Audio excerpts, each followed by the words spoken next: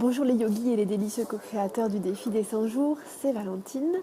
J'en suis, je pense, au jour 54 de mon deuxième défi des 100 jours, en route vers l'abondance. Et aujourd'hui, c'est la pleine lune en taureau. Et malgré mes différentes peurs, j'ai été poussée par plusieurs de mes amis, sans qu'elles s'en rendent compte, à tourner cette petite vidéo et à la partager. Et bien pourquoi? Parce que j'ai reçu des messages de mon amie Karine, de mon amie Sonia, il y a quelqu'un d'autre encore hier au yoga qui m'a parlé de cette pleine lune. Ça fait 1 ou 2 semaines que je reçois des messages à son sujet. Et donc du coup, je me suis inspirée de toutes ces aides de mes amis et également de la vidéo de Sophia, de Astrologie Holistique, et du blog de Osalé, pour vous faire un petit résumé sur ce qui me semble important par rapport à cette pleine lune et vous proposer une petite et courte méditation. Elle sera quand même assez courte parce que vous remarquez que je suis à la gare et que je dois aller prendre mon train. Et c'était important pour moi aussi de faire cette méditation ici pour vous montrer, chers amis yogis et chers délicieux co-créateurs, que, eh bien en fait, on peut toujours, si on a envie, on le fait. Et parfois, on se trouve des excuses. Alors moi, j'ai plein de pensées qui m'arrivent dans ma petite tête en me disant « Mais non, tu peux pas faire une vidéo comme ça alors qu'il y a plein de gens qui passent partout, il y aura du bruit, il y aura des annonces. » Et puis, en fait, pour finir, si on ne prend pas l'énergie au moment où elle se présente, eh bien, elle passe. Et voilà, c'est tout, elle est passée, c'est pas grave. Mais moi, j'ai envie de prendre l'énergie au moment où elle se présente parce que j'ai envie d'avancer sur mon chemin. J'ai envie de suivre mon intuition, comme nous l'enseigne Sonia Choquette. Et voilà, l'intuition, c'est l'énergie. Donc, on y va. Du coup, mon amie Sonia qui m'envoie un petit message et qui me dit que cette pleine lune est très importante parce qu'elle est proche de la Terre et la dernière fois que ça s'est produit, c'était en 1948. La pleine lune nous demande de nous mettre en relation avec la matérialité. Et c'est d'ailleurs pour ça que cette pleine lune me parle beaucoup, puisque je suis en plein dans mon défi sur l'abondance. Et je suis pile au milieu de mon défi. C'est-à-dire que si nous manquons d'abondance, eh bien, nous devons nous mettre en quête de nos côtés sombres qui nous empêchent d'y accéder et nous devons nous mettre en quête de mettre en lumière notre désir, notre envie et notre bienveillance.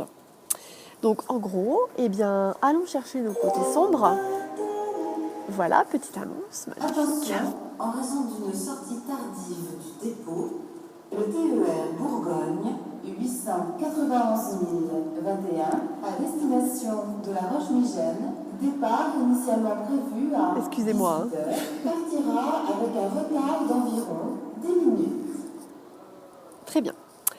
Donc on doit aller regarder nos côtés sombres et mettre en lumière nos désirs. Demandons et nous recevrons. Personne ne doit vivre dans le manque. Vivons en conscience dans la paix, l'amour et la lumière. J'ai noté également que cette pleine lune était un temps des révélations et des grandes décisions par rapport à ce que l'on veut vivre dans sa vie. Et donc pour ça, il nous est demandé d'accepter la complémentarité qui est en nous. C'est-à-dire, on va dire oui à nos failles, oui à nos blessures. Et franchement, cette énergie-là de dire oui à nos failles, eh bien, encore ce matin et encore la semaine passée, quand j'ai reçu des gens en consultation yoga-thérapie, ben, c'est ça que j'ai dit. Et c'est vraiment ça qu'on sent, c'est-à-dire qu'on a peur. On a peur de notre côté noir, de notre côté obscur, on a peur de se montrer tel que l'on est. Et la peur est très insidieuse et je vois bien avant de me lancer dans cette vidéo, j'ai eu plein de pensées de peur et de restrictions, des pensées limitantes qui sont venues. Parce que vous savez, la dernière fois j'avais fait les méditations avec Karine et là je me suis dit Karine n'est pas là, comment je vais faire et je suis pas assez forte pour faire ça toute seule. Et blablabla. Alors, disons oui à nos failles, disons oui à nos blessures, parce que cette pleine lune, elle est sacrée. Elle appelle tout et elle ne rejette rien. Et ça, c'est un point important sur lequel insiste Sophia. Pourquoi ? Eh bien parce que l'idée de la séparation du bien, du mal, du haut, du bas, c'est une illusion. Et que la liberté, c'est être relié à soi-même, être dans le soi et donc être lié aux autres. La liberté, c'est tout accepter de soi et sans aucun jugement, sans aucune lourdeur inutile. C'est-à-dire que oui, on est imparfait. Et oui, on est tous imparfaits. Et les gens qui prétendent le contraire sont des menteurs. Je vous le dis comme je le pense, parce que j'en ai déjà rencontré plein. J'imagine que vous, c'est pareil. Donc du coup, eh bien, chers amis yogis, moi je m'accepte dans toute mon imperfection.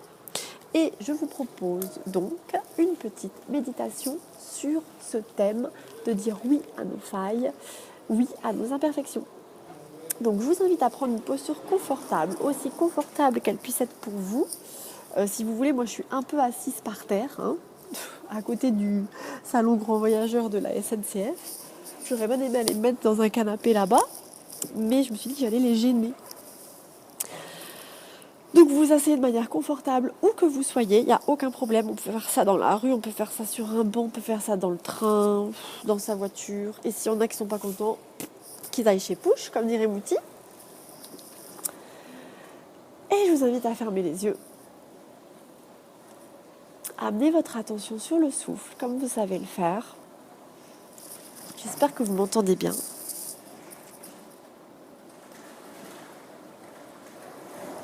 Commencez toujours par cette première étape, par observer votre souffle, observer là où vous êtes, ici et maintenant.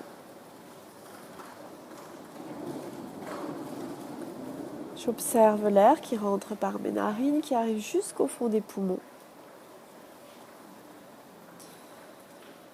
Et j'observe l'air qui en ressort.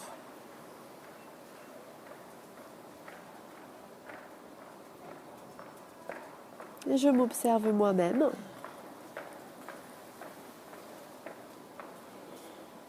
Et j'imagine que je suis devant un tableau et que je me peins.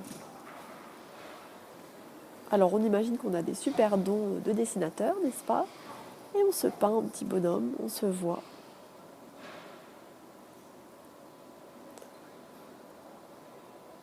Observez ce petit bonhomme. Observez ses qualités. Quelles sont ses qualités? Quels sont ses dons? Je vous invite à les nommer, à les dessiner grâce à votre imagination, à les observer.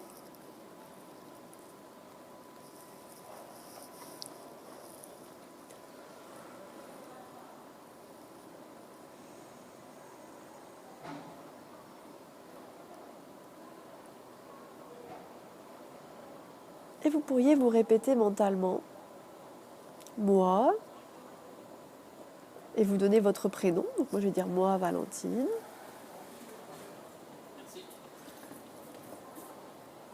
Je suis un être de lumière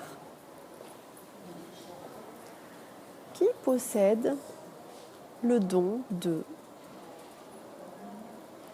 Et vous listez vos dons. Ça pourrait être le don de donner, le don d'accueillir, le don de la gentillesse, le don du passage à l'action. Voilà, je donne quelques-uns de mes dons, mais c'est juste pour faire un exemple et puis vous listez vos dons.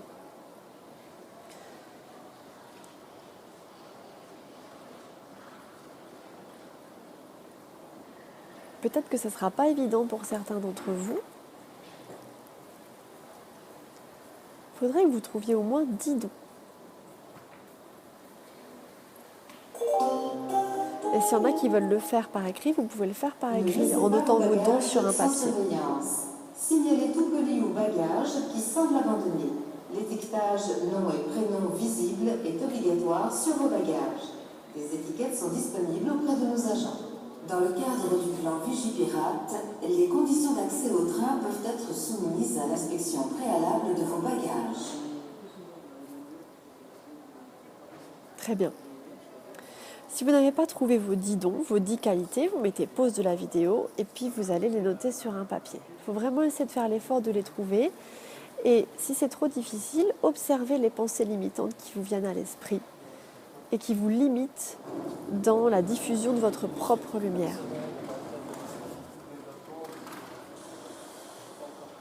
Maintenant, toujours sur ce petit bonhomme que vous avez dessiné, eh bien, on va observer ce que l'on pourrait qualifier comme des défauts. Donc là, on se base sur une vision dichotomique de la vie, le bien, le mal. On observe les dons et on observe les défauts.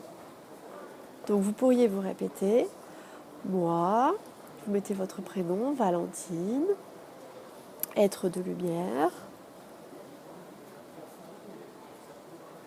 Je pourrais m'améliorer sur les points suivants. L'organisation, la confiance en soi, la capacité à dire non,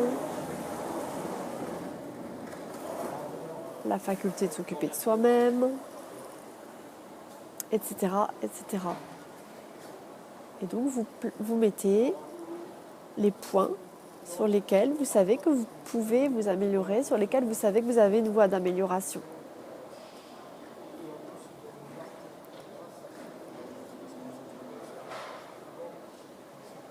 Et là, on va faire le contraire, on va dire qu'on n'en note pas plus que 10, parce que généralement, la plupart d'entre nous, on a tendance à allonger cette liste.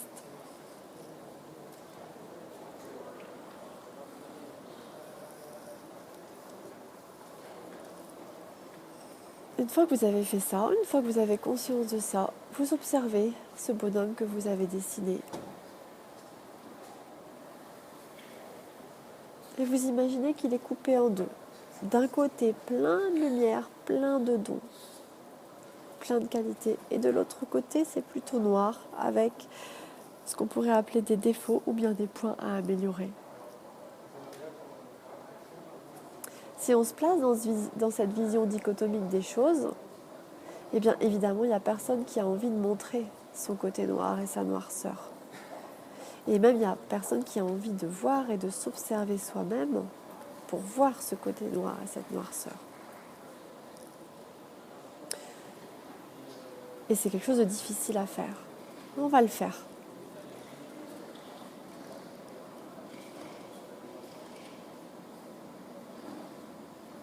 Vous observez ce petit bonhomme qui est vous, cette personne. Et en vous, vous allez faire naître un sentiment de gratitude, un sentiment de reconnaissance qui pourrait peut-être aller jusqu'à un sentiment de bienveillance et d'amour. Si c'est un petit peu difficile, vous pourriez peut-être penser à une personne que vous aimez ou bien à un bébé, un nouveau-né. Généralement, ça marche très bien. Vous pensez à un nouveau-né et observez comment ça fait naître cette bienveillance et cet amour à l'intérieur de vous. Et maintenant, cet amour, sur chaque expiration, vous allez le lancer sur le dessin que vous avez dessiné, sur vous en fait, sur la projection que vous avez de vous-même. Vous diffusez cet amour sur vous et vous faites en sorte que la diffusion de ces ondes de bienveillance et d'amour arrive sur toute votre personne, à la fois sur le côté lumineux et à la fois sur le côté obscur.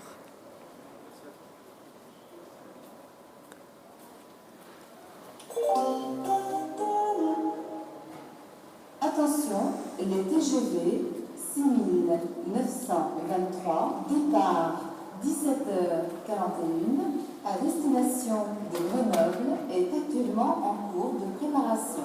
La voie de départ sera affichée dès que possible. Et vous continuez de lancer ces rayons d'amour et de bienveillance envers vous-même. Et vous vous imaginez marcher vers ce dessin, marcher vers votre véritable être, vers qui vous êtes. Et vous marchez librement, sans peur, sans appréhension, sans restriction, mais tranquillement, pas à pas. Et quand vous arrivez devant vous-même, vous observez votre personne, vous observez votre véritable vous, vous observez ses dons, vous observez ses défauts, vous observez le côté lumineux, vous observez le côté obscur, et vous imaginez que vous ouvrez grand les bras. Vous inspirez grand, vous ouvrez grand les bras, vous ouvrez grand votre cœur, et vous allez embrasser, au sens littéral du terme, cette personne, ce personnage qui est vous, votre véritable vous. Et vous avez tout à fait conscience qu'il y a un côté lumineux. Et vous avez tout à fait conscience qu'il y a un côté sombre. Mais vous embrassez de manière égale les deux côtés. Vous embrassez votre être, votre soi profond, dans toute sa globalité, dans toute sa perfection et dans toute son imperfection. Vous vous acceptez et vous vous prenez tel que vous êtes. Soyez vigilant si, quand vous faites ça, si vous avez des pensées limitantes et restrictives envers vous-même. Si vous en avez, observez-les, laissez-les passer. Et ramenez plein d'amour dans votre cœur pour le diffuser en embrassant votre être véritable. Vous faites un gros câlin à vous-même. Observez peut-être s'il y a des mots qui vous viennent à l'esprit, des images. Peut-être vous auriez envie de vous dire « pardon »,« pardonne-moi »,« excuse-moi » ou bien « je t'aime ». Et appréciez cette agréable sensation de s'aimer soi-même. Et si vous avez des pensées limitantes qui vous disent « oui, là ça va, j'y arrive bien », mais après, on sait très bien que c'est un travail qui est à refaire, mais on accueille et on accepte ce qui se passe au moment présent, ici et maintenant.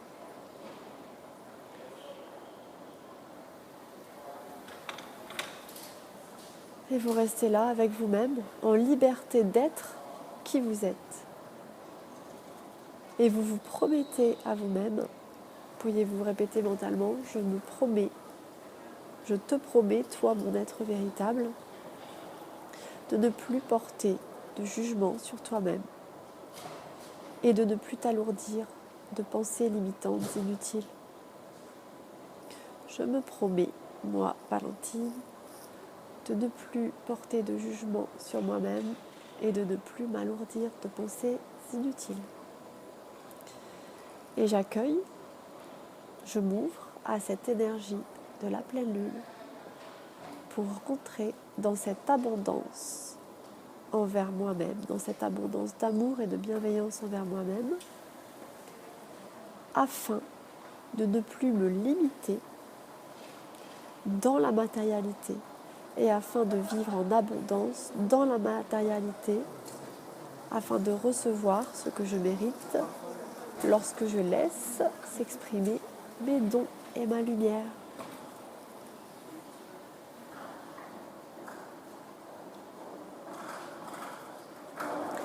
Namasté. N'hésitez pas à rester là où vous êtes, encore quelques instants, à mettre pause, à respirer, à profiter de ce moment de bienveillance et de douceur envers vous-même.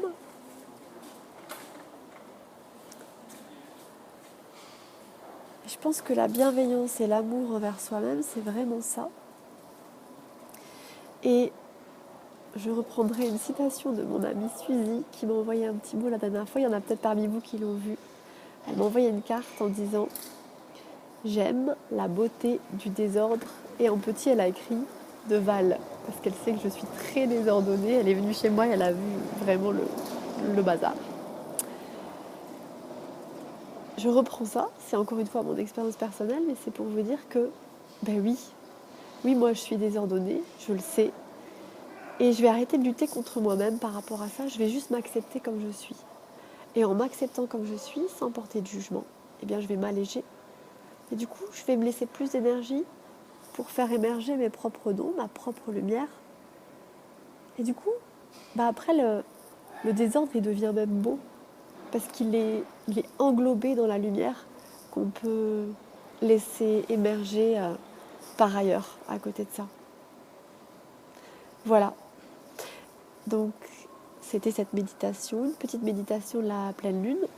J'espère que je vais pouvoir vous partager celle de Karine aussi. Elle m'a dit qu'elle allait en envoyer une. Moi, je le fais maintenant parce qu'après, je vais être dans le train, donc je ne vais plus pouvoir. Et voilà, je voulais terminer sur Je sais qu'il y a d'autres aspects de cette pleine lune, mais j'ai préféré faire une méditation assez courte, assez concise, sur le point qui me semblait le plus important. Alors certes, j'ai choisi le point le plus important pour moi, mais comme on est tous reliés et que la séparation est illusion, chers amis yogis, je ne doute pas et j'ai la foi que cette méditation servira à certains et j'espère à bon nombre d'entre vous. Et je fais des gros bisous à tout le monde. Je remercie tous les gens qui m'envoient des messages de soutien. Ça me fait énormément de bien et ça m'aide à limiter les jugements négatifs envers moi-même. Donc je vous invite à continuer. Merci beaucoup. Gardez le mojo. Si vous n'en avez pas, je vous en envoie. Gros bisous. Namasté.